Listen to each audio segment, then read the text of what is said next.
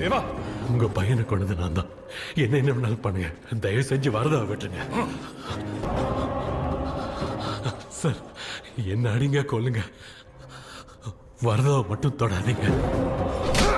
தேவா, sir, Vishnu இந்த கையால தான் கொன்னேன். என்ன கொல்லுங்க, வரதாவை மட்டும் தொடாதீங்க ப்ளீஸ். அண்ணா, அவன் எதுவும் செய்யல.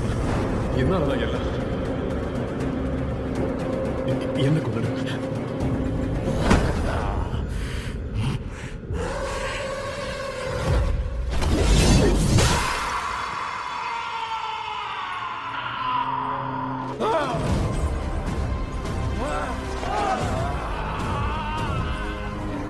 தொடக்கூடாதுன்னு சொன்னலடா, உன்னை யாரும் தொடக்கூடாது.